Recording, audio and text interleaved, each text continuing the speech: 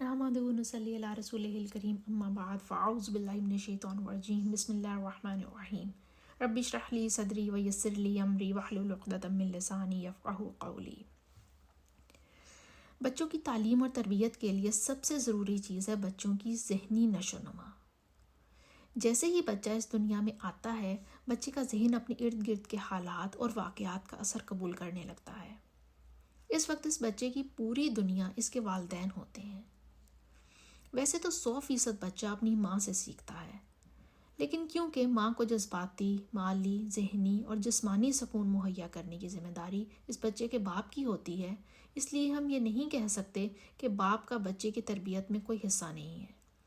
باپ اگر ماں کو پرسکون زندگی دینے میں کامیاب ہوگا تو ہی ماں اپنے بچے کا سکون سے ذہن بنا سکتی ہے۔ اب سوال یہ پیدا ہوتا ہے کہ ذہن کیسے بنائیں؟ اس کی مثال بالکل اسی طرح ہے کہ آپ کے ہاتھ میں خالی کاغذ ہے۔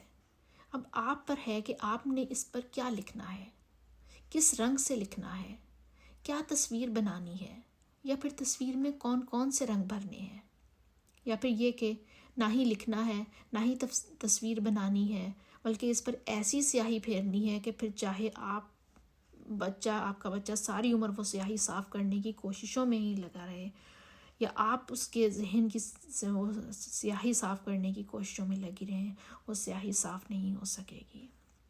کوئی انک ریموور کام نہیں کرے گا، کوئی ربڑ کام نہیں آئے گی۔ ماں کی گود میں نومولود بچہ بھی اسی خالی سفید صاف کاغذ کی طرح ہوتا ہے، جس پر ماں کے جذبات، خیالات اور احساسات پرنٹ ہوتے ہیں۔ اگر مائیں اپنے بچے کو دنیا اور آخرت میں کامیاب دیکھنا چاہتی ہیں تو بچے کے ذہن کے خالی کاغذ پر بہت پیاری ہینڈ رائٹنگ میں، بہت پیارے رنگوں سے، بہت خوبصورت تحریر لکھتے ہیں۔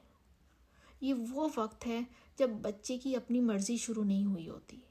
یہ وہ وقت ہے جب بچے تک دنیا کا میلا پن نہیں پہنچ رہا ہوتا، یا یہ وہ وقت ہے جب آپ نے ایک شخصیت بنانے کا آپ کے پاس ٹائم ہے، اور اس کے لیے آپ کو تیاری پہلے سے کرنی ہوگی۔ مثلاً اس سفید کاغذ پر خوبصورت لکھنے کے لیے آپ کو پہلے اپنی ہینڈ رائٹنگ خوبصورت بنانی ہوگی۔ اس سفید کاغذ پر تصویر بنانے کے لیے آپ کو پہلے اپنی ڈرائنگ اچھی نہیں بلکہ بہت اچھی کرنی ہوگی، اور اس تصویر میں رنگ بھرنے کے لیے آپ کو اپنا ذوق پہلے سے ہی خوبصورت بنانا ہوگا۔ اس کا مطلب یہ ہے کہ اپنے خیالات، افکار، احساسات اور جذبات پر پہلے سے ہی کام کرنا ہوگا، اور ان پر کام کر کے انہیں بچے کو دنیا میں لانے سے پہلے ہی خوبصورت بنانا ہوگا۔ اب سوال یہ پیدا ہوتا ہے کہ خیالات اور جذبات، افکار اور احساسات کو خوبصورت بنانے کا معیار کیا ہونا چاہیے؟ تو ایک مسلمان ہونے کے ناطے ہمیں اپنے افکار کو سیرت طیبہ پر پرکھنا چاہیے۔ ہمیں اپنے خیالات کو قرآن کے مطابق ڈھالنا چاہیے۔ ہمیں اپنے جذبات اور احساسات کو اللہ سبحانہ و تعالیٰ کی ڈوری سے باندھ لینا چاہیے۔ ان سب کاموں کے لیے ضروری ہے کہ ہمیں قرآن اور حدیث کا علم ہو، یا کم از کم ہم قرآن اور حدیث کا علم حاصل کرنے کی کوشش کرتے ہوں۔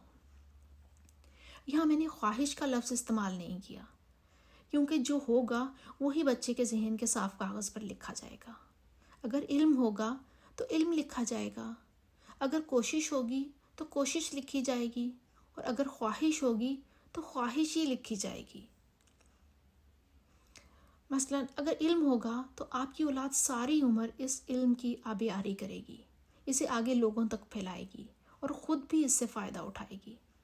اور اگر کوشش ہوئی تو تب بھی ٹھیک ہے، آپ کی اولاد بھی ساری عمر کوشش کرتی رہے گی، اور دین کا علم زیادہ سے زیادہ حاصل کرنے میں لگی رہے گی، اور اللہ سے دگنا اجر پائے گی، ایک دین کا علم حاصل کرنے کا، ایک دین کا علم سیکھنے کا، اور دوسرا اس کو سیکھنے کی مسلسل کوشش کرنے کا۔ اور اگر خواہش ہوئی تو آپ کی اولاد بھی ساری عمر اسی خواہش میں گزار دے گی، اور یہی کہتی رہے گی کہ قرآن سیکھنے کی خواہش تو ہے، حدیث کا علم لینے کو دل تو کرتا ہے، لیکن دنیا بھی تو ہے نا، کیا کریں؟ اب کیا اللہ نے دنیا چھوڑنے کو بولا ہے؟ نہیں نا۔ تو پھر جب فارغ ہو جائیں گے اپنی ذمہ داریوں سے تو ہم قرآن بھی سیکھ لیں گے، حدیث کا علم بھی لے لیں گے، اور عبادت بھی کر لیا کریں گے۔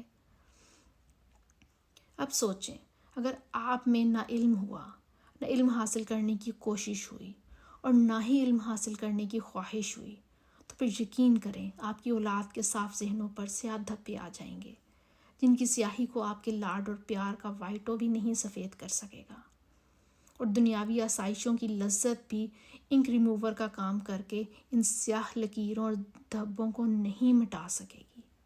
ایسے ذہنوں میں نہ تو خوبصورتی ہوگی اور نہ ہی شعور، بلکہ ان ذہنوں کے نقوش اتنے پیچیدہ ہوں گے کہ نہ تو وہ زمانے کو سمجھ میں آئیں گے اور نہ ہی زمانہ ان کو سمجھنے میں اپنا وقت ضائع کرے گا، یہاں تک کہ ان اولادوں کے ذہن اپنے آپ کو بھی نہیں سمجھ پائیں گے، اور وہ ساری عمر سمجھ نہ آنے والے غم، پریشانی اور اداسی میں مبتلا رہیں گے، اور اسی پریشانی میں جوان ہوں گے اور اسی پریشانی میں بوڑھے ہو جائیں گے، کیونکہ ہم نے انہیں زندگی کا مقصد نہیں بتایا، ان کی زندگی کو کوشش کی ڈائریکشن نہیں دی، ان کی خواہشات کو اللہ سے نہیں جوڑا، اشرف المخلوق ہونے کا حق ادا نہیں کیا، بس اللہ کے باقی جاندار مخلوق کی طرح جوان ہوئے اور اگلی نسل کو دنیا میں لانے کا سبب بن گئے۔ ایک انسان کا بچہ عموماً 1 سال کی عمر میں چلنے لگتا ہے۔ 1 سال کے عرصے تک اس کی تربیت ہو چکی ہوتی ہے۔ اگر ماں ہر وقت خاندانی سیاست میں پڑی ہوئی ہے تو بچے کے ذہن کے صاف کاغذ پر وہ پرنٹ ہوتا گیا ہے۔ اگر ماں کے دل میں کینہ، بغض اور نفرت بھری ہے کسی کے لیے بھی، تو اس کی اولاد کا ذہن اس آلودگی سے پاک نہیں رہ سکے گا۔ اگر ماں کو ہر وقت پیسے کمانے اور پیسے خرچ کرنے کی ہی فکر ہے تو آپ کا بچہ بھی یہی فکر لے کر بڑا ہوگا۔ اگر ماں کے معاملات میں کوئی جھول ہے تو بچے کے معاملات بہتر ہو نہیں سکتے۔ اگر ماں رحم دل ہے تو بچہ بھی رحم دل ہوگا۔ اگر ماں نیک ہے تو بچہ بھی نیک ہوگا۔ اگر ماں کو اپنی کسی چیز پر احساس برتری ہے تو بچہ بھی احساس برتری کے ساتھ ہی بڑا ہوگا، اور اگر ماں کو کوئی احساس کمتری ہے تو کوئی بھی اس ماں کے بچے کے اندر سے ساری عمر وہ احساس کمتری نہیں نکال سکے گا۔ اگر ماں کو بات بے بات غصہ آ جاتا ہے تو آپ کا بچہ بھی غصیلا ہوگا۔ اگر اس غصے میں ماں جو رویہ اختیار کرتی ہے یا اس غصے کے اظہار کے لیے جن الفاظ کا چناؤ کرتی ہے، آپ کا بچہ بھی بالکل ویسے ہی انہی الفاظ میں غصے کا اظہار کرے گا۔ اگر ماں اس بچے کے باپ یا باپ کے خاندان کی طرف سے کسی دباؤ کا شکار ہے، کسی ذہنی دباؤ کا شکار ہے، تو وہ گھبراہٹ اور ذہنی دباؤ بچے کے ذہن سے ساری عمر کوئی بھی نہیں نکال پائے گا، یہاں تک کہ بچے کی اپنی کوشش بھی کوئی خاص فائدہ نہیں دے گی۔ باپ کا کردار اس لیے بہت بڑا ہے کیونکہ اس نے سازگار حالات فراہم کرنے ہیں، سازگار ماحول فراہم کرنا ہے، اور ماں کا کردار اس لیے بہت بڑا ہے کہ اس کی کوشش اور ہمت نے اس کے بچے کی ذہن سازی کرنی ہے۔ اس کے لیے ماں اور باپ کو اپنی اولاد کو دنیا میں لانے سے پہلے تیاری کرنی ہوگی۔ بچے کے جسمانی ضرورتیں پوری کرنے کی تیاری نہیں، بلکہ بچے کی ذہنی ضرورتیں کو پورا کرنے کی تیاری۔ قرآن سیکھیں اپنی اگلی نسل کی کامیابی کے لیے، قرآن پڑھیں اپنی اگلی نسل کی کامیابی کے لیے، سیرت پڑھیں اور اپنی عملی زندگی سیرت رسول صلی اللہ علیہ وسلم کے مطابق گزاریں یا گزارنے کی کوشش کریں، تاکہ آپ کی اگلی نسل بھی ہمارے پیارے نبی صلی اللہ علیہ وسلم کے طریقے کے مطابق زندگی گزار سکے۔ اللہ ہم سب کو قرآن اور حدیث سیکھنے اور آگے اپنی اولادوں کو سکھانے کا فہم عطا فرمائے۔ آمین یا رب العالمین۔